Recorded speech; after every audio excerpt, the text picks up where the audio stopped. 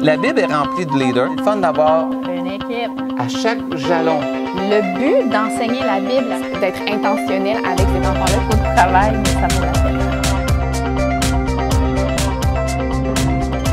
J'ai avec moi Amélie. Amélie, tu travailles, ton titre, c'est éducatrice spécialisée et tu étudies en psychoéducation. Oui. Qu'est-ce que ça veut dire pour nous qui n'ont pas d'éducation spécialisée? Oui, bien en fait, j'ai une formation pour intervenir auprès des enfants et des différentes clientèles qui ont des défis dans la vie de tous les jours. Donc, présentement, je travaille dans une école, donc je pense que c'est assez à propos avec notre capsule d'aujourd'hui. Donc, je travaille avec des enfants qui ont des défis de différents ordres, que ce soit au niveau du comportement, au niveau des difficultés d'apprentissage en contexte d'école, au niveau de la gestion des émotions. Bref, un beau mélange de tout ça. Donc, des enfants avec des défis. Bon, pour nous qui sommes éducateurs ou pasteurs des enfants, qu'est-ce que ça apporte d'avoir ces connaissances-là? Oui, bien, en fait, c'est certain que dans nos groupes, dans l'éducation chrétienne, donc nos enfants desquels on s'occupe le dimanche matin, bien, c'est indéniable. Puis de plus en plus, je pense qu'on est conscientisé au fait qu'il y a des enfants qui ont des défis de plus que les enfants dans la norme, si on peut dire ça comme ça. Puis, c'est important de savoir quoi faire avec ces enfants-là parce que c'est notre responsabilité, je pense, qu'ils se sentent acceptés, qu'ils se sentent aimés dans le contexte de l'école du dimanche, puis qu'ils vivent aussi des réussites dans le contexte de l'école du dimanche parce que c'est pas dans tous les milieux que ces enfants-là se sentent bien, se sentent acceptés. Ça veut dire que moi, à l'éducation chrétienne, je suis pasteur des enfants et là, je vois un enfant. Est-ce que je peux détecter que c'est un enfant qui a des défis?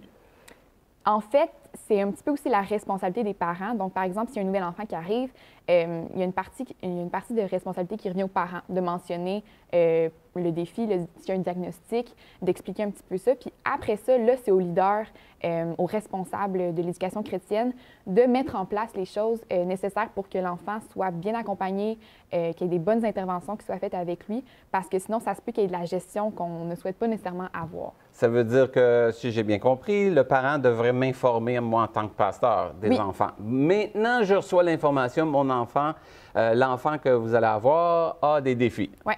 Quels sont les défis? Je sais qu'on parle de TDA, TDAH. Tu sais, pour nous autres, c'est un paquet de lettres, mais qu'est-ce que ça veut dire?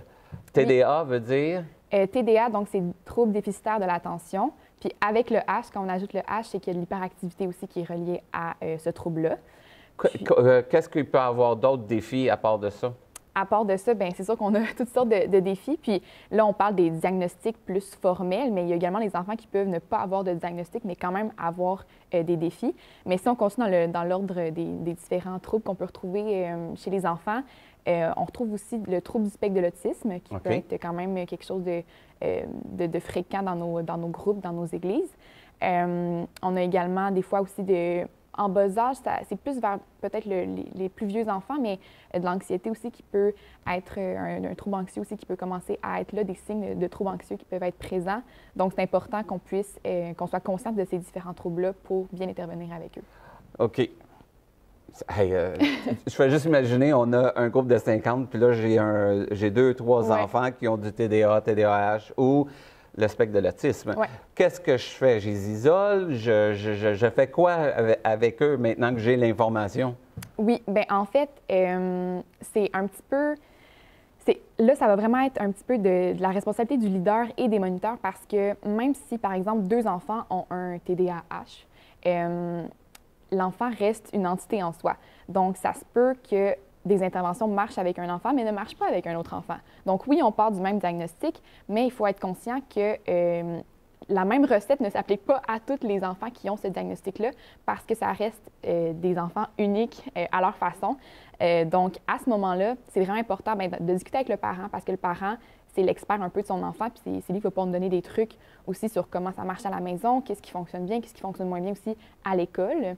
Puis ensuite de ça, c'est un petit peu d'essayer de mettre des choses en place avec l'enfant, puis de toujours garder en tête que les comportements de l'enfant ont un sens. Ça, je pense que c'est vraiment une perspective intéressante à garder en tête parce que quand on se dit que le comportement de l'enfant a un sens, même si les comportements peuvent être dérangeants, peuvent être problématiques. Si on garde en tête que le comportement a un sens, bien, ça change notre perspective dans l'intervention. Ça veut dire que l'enfant, s'il réagit d'une certaine façon, il y a une raison en arrière. Exactement. Et moi, je dois trouver la raison. Moi qui l'a 1 heure. Oui.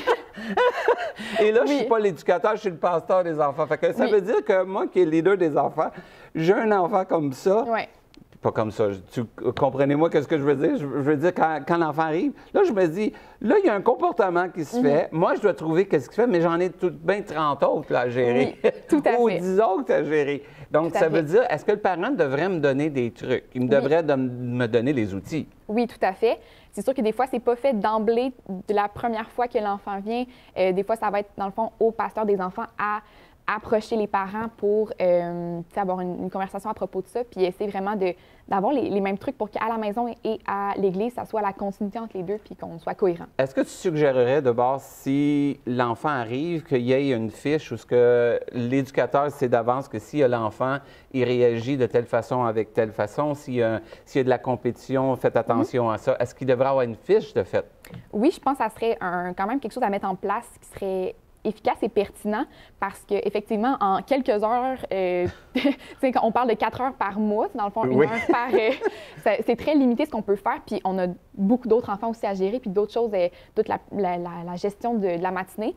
Donc, je pense qu'effectivement, le rôle du parent, ça serait de remplir la fiche puis de la remplir de la bonne façon, mais le rôle du pasteur des enfants, ça serait de procurer cette fiche-là, une fiche qui est facile à remplir, une fiche qui va être vraiment pertinente pour le parent puis pour la suite des choses aussi. Ça veut dire qu'un enfant qui m'arrive, il peut réagir de différentes façons. Ça veut dire qu'une fiche par enfant serait idéale. Oui. Puis si je regarde aussi, je me mets à la place d'eux autres, des éducateurs.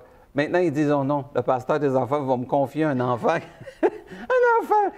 Ça veut dire que le parent avertit le pasteur des enfants. Le pasteur des enfants peut faire une fiche pour vous aider, si j'ai bien compris. Exact. Là, on sait que chaque enfant peut être individuel. Ça veut dire qu'il va réagir de différentes façons à qu'est-ce que je suis en train de vivre. Fait que même si je vous donnerais des trucs A, B, C, D, ça peut changer. Il y a une vidéo qu'on a faite, il y en a 2 qu'on a faites avec une maman avec les troubles de spectre de l'autisme. Puis il y en a qui m'écrivent puis ils me disent merci beaucoup. Puis il y en a d'autres qui m'ont dit non, ça n'a pas marché avec moi.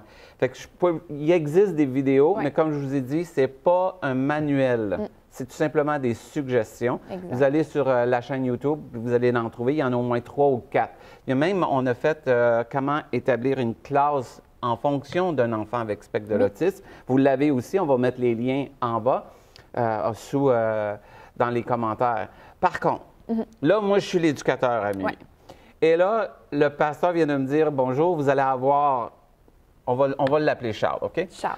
Charles, voici Charles, il y a le spectre de l'autisme ou il y a un autre défi.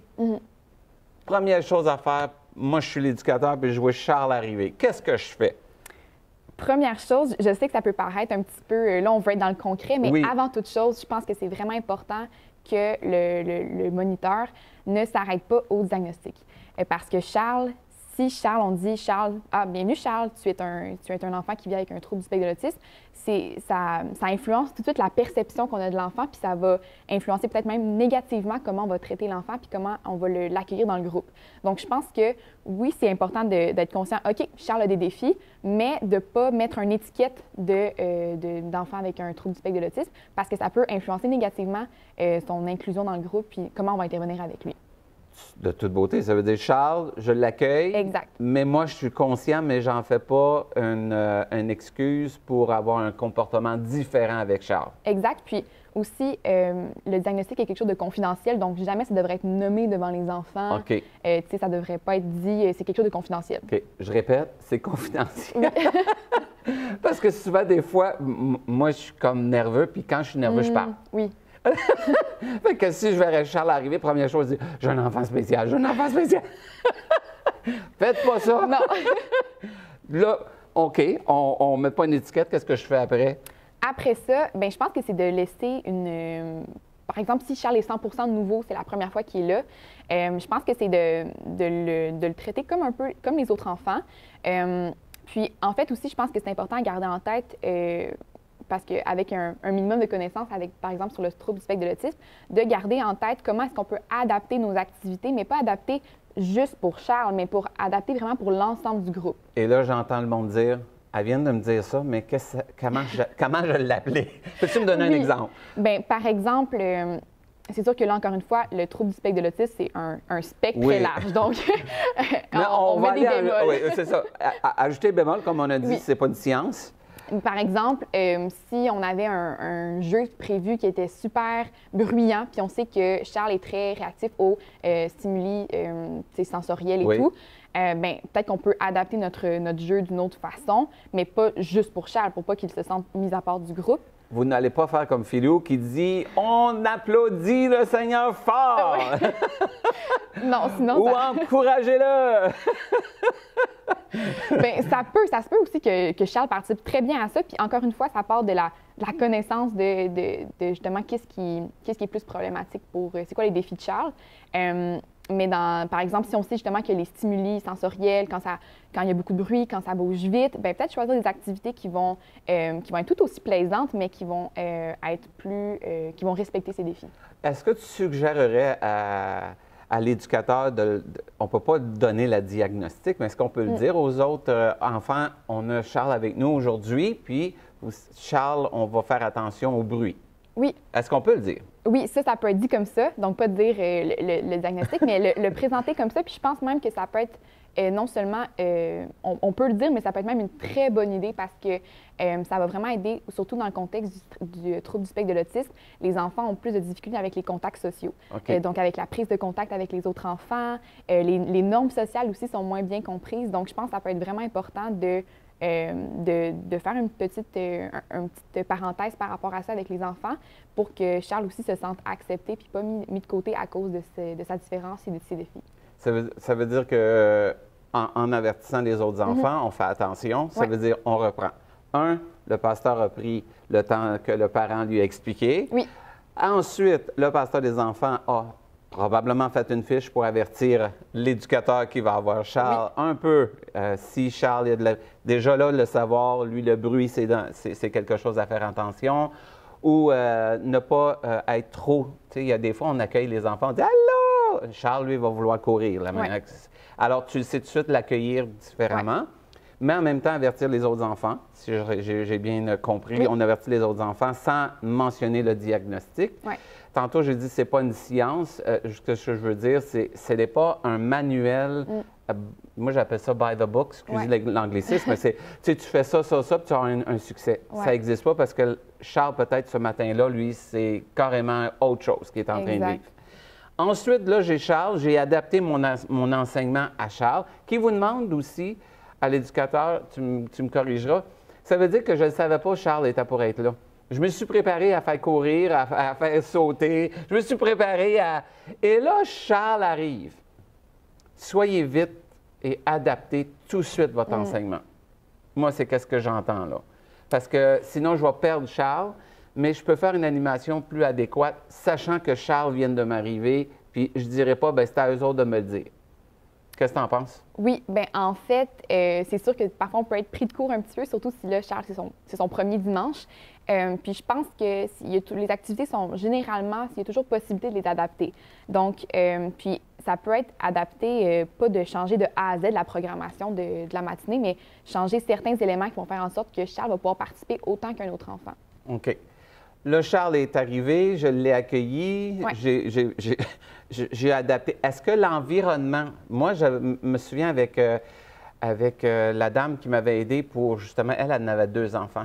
Et puis, elle me disait que dans la salle, même les chaises, ils mettaient des balles de tennis en dessous. Est-ce que ça aussi, il faudrait adapter?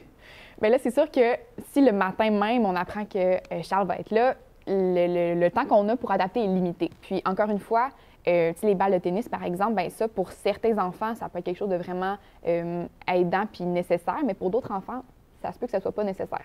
Donc, si c'est le premier matin de Charles, ça se peut aussi qu'on doive expérimenter certaines choses parce qu'on n'aura pas nécessairement le temps de s'adapter. On sait que le temps est limité le matin, le dimanche matin. On a d'autres enfants, on a des parents qui arrivent. Donc, peut-être important aussi de se laisser une petite marge de manœuvre pour les prochaines fois. Mais par contre, justement, être capable de rapporter comment ça s'est passé pendant le matin.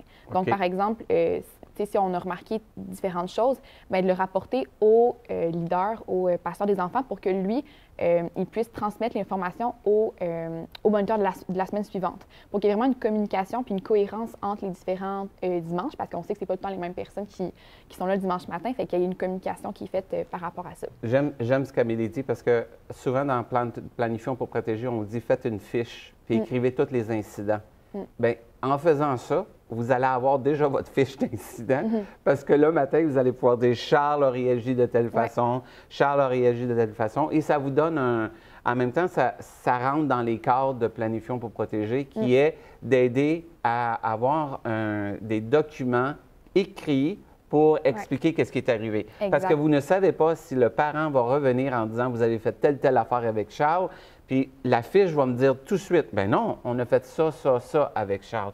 Ça veut dire que si tu es d'accord avec ce que je dis, c'est que vous mettez l'incident, qu'est-ce qui est arrivé. Peut-être Charles a fait une crise parce qu'il était trop fort, mais mettez aussi ce que vous avez fait après. Oui. Donc, Charles a fait ça. Moi, ce que j'ai fait, j'ai tout de suite fermé le son. On a fait asseoir les enfants. Et Charles, je l'ai amené aux côtés de moi. Puis vous donnez dans le fond, c'est qui, comment, pourquoi, les 5. En anglais, c'est les W, là. Mais vous donnez les instants. Qu'est-ce que tu en penses? Oui, je pense que c'est vraiment, non seulement pour avoir un suivi avec les parents s'il y a quelque chose puis ils veulent avoir de l'information. À cause du roulement de personnel, je pense que c'est vraiment important de garder le suivi de tout ça. Mais aussi pour les autres moniteurs, pour le roulement de personnel, je pense que c'est vraiment important d'avoir le suivi. Fait que c'est une excellente idée. Puis, on ne se le cache pas, on est dans vous avez 1 heure et demie avec Charles. Puis peut-être vous allez l'avoir juste le mois prochain. Donc, moi, je pense que c'est important de penser à ces choses-là parce que c'est un travail d'équipe. Oui, tout à fait. OK, là, j'ai Charles, j'ai ma fiche, voici. Puis là, le parent arrive, puis là, je dois remettre Charles. Oui. Dans le sens qu'il doit retourner avec ses parents. Est-ce qu'il y a des choses qu'on peut faire pour aider à connecter avec Charles s'ils ont des troubles de spectre d'autisme ou de TDA ou TDAH ou des défis? Y a-t-il des choses qu'on peut faire qui peut aider? À connecter, à créer le lien? Oui. Oui, bien, c'est certain que je pense d'être intentionnel avec cet enfant-là. Puis surtout si c'est la première fois, comme avec n'importe quel autre enfant, on prendrait le temps de parler avec lui. Puis je pense que c'est vraiment ça qui est important à garder en tête, c'est que cet enfant-là a des intérêts, a des passions, a des forces. Donc, de prendre le temps de parler avec l'enfant, puis là, on adapte selon l'âge, mais de créer un lien avec lui pour que même si, il y a eu des petits accrochages, il y a eu des petits défis ce matin-là, mais qu'il y ait quand même du positif qui reste dans Charles, qu'il y ait une empreinte positive qui soit faite pour quand il va revenir la semaine prochaine ou dans 2 semaines, pour qu'il y ait quand même un lien significatif qui soit créé avec l'environnement et les personnes. Très important.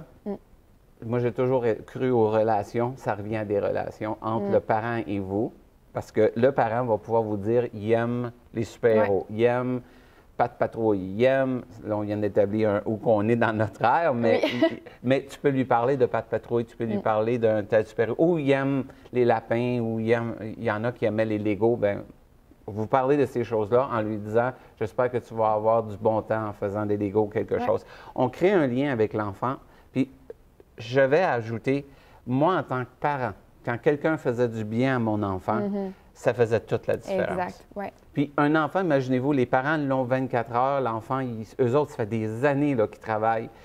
Ma voisine, elle a ça. Elle ne parle pas, elle crie. Je peux vous dire, des soirées de temps, des nuits de temps, je l'ai entendu crier, puis nous, c'est des murs de béton. Alors, j'imaginais juste qu'est-ce que le parent vivait à 3 heures du matin, lui. Ouais. Imaginez-vous que le parent a vécu ça, il arrive à l'église.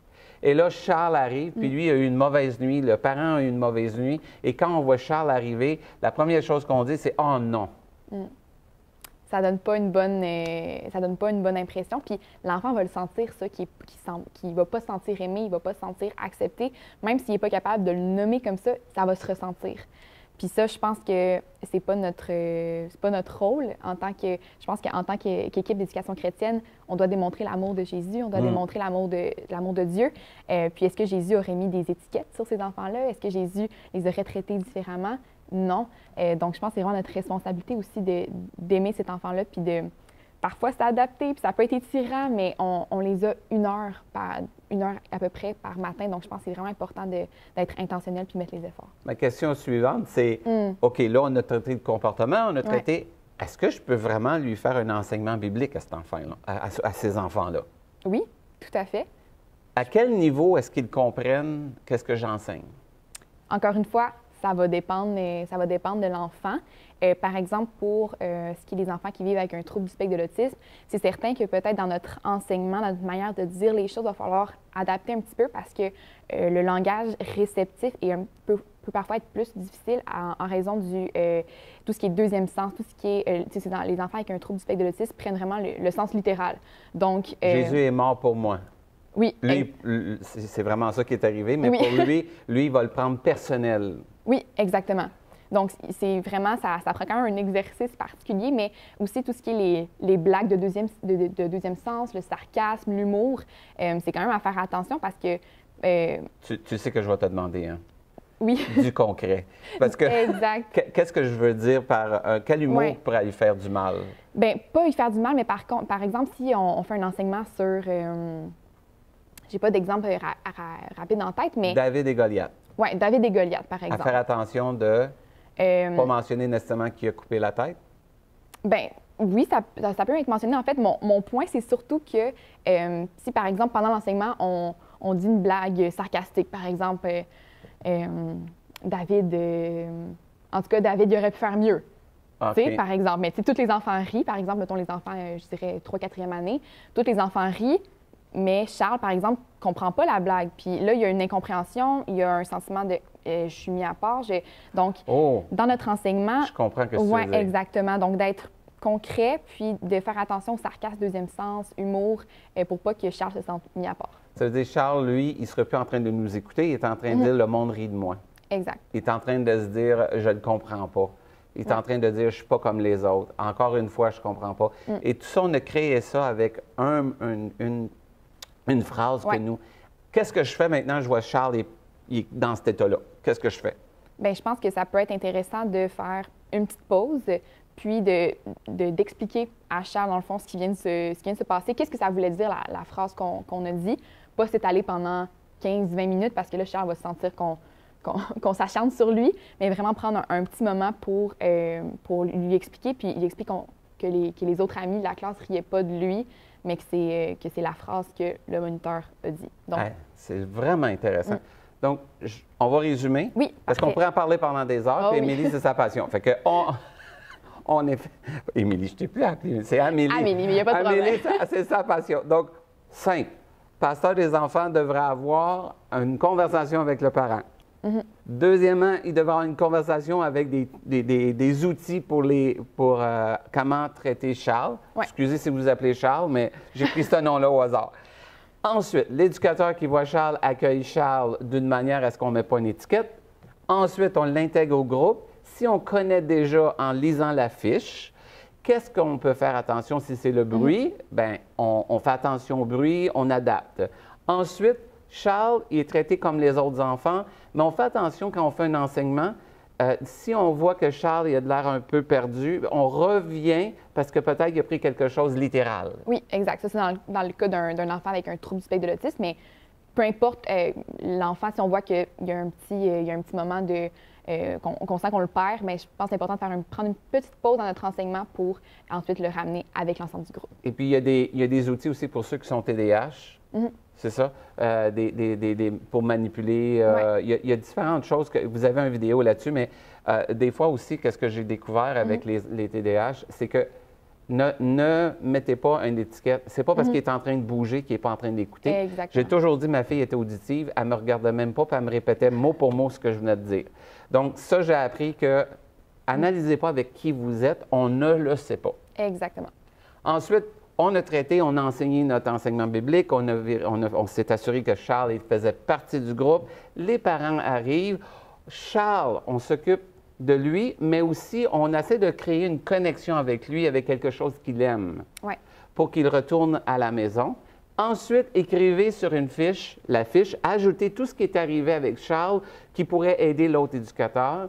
On a fait telle chose, il a bien réagi à telle situation. Ça a-tu l'allure, qu'est-ce que je dis? C'est parfait. Et on termine. Ensuite, moi, je vous le dis, ce n'est pas quelque chose qu'on peut dire officiel. La semaine prochaine, on fait la même affaire. Et Amélie nous l'a bien dit, Peut-être ça fonctionne cette semaine, ça ne fonctionnera pas la semaine prochaine. Puis j'ai aimé beaucoup ce que tu dis. Jésus les aimait tels qu'ils étaient. Aimons-les. C'est vraiment l'amour de Dieu qui va faire une différence dans la vie de l'enfant. Exact. Et on termine bien sûr par la dernière chose. Qu'est-ce qu'on fait toujours? On prie! Oui, effectivement. Dieu connaît le cœur de Charles. Dieu connaît les parents de Charles. N'oubliez pas ce que vous faites à Charles, vous le faites aux parents. Donc, on prie pour eux. On prend le temps, dans la semaine, de penser à lui, puis de demander au Saint-Esprit, demander au Seigneur, comment est-ce que je peux bien servir Charles? Puis peut-être des idées vont vous venir. Vraiment. Et bien sûr, informez-vous à des spécialistes. On est là pour ça. Souvent, dans l'éducation chrétienne, on pense spirituel, mais moi, je pense que Dieu a donné des talents, des gens comme toi qui sont passionnés et qui peuvent nous outiller. Tout à fait. Donc, si vous avez des questions, vous les écrivez dans les commentaires et nous allons trouver quelqu'un comme Amélie pour répondre à vos questions. Un gros merci. Ça fait plaisir. Merci de m'avoir invité. Et puis, on ne sait jamais, un jour, peut-être, vous allez être dans une classe, Amélie va apparaître et elle va dire « Je suis là pour vous aider. » Shalom.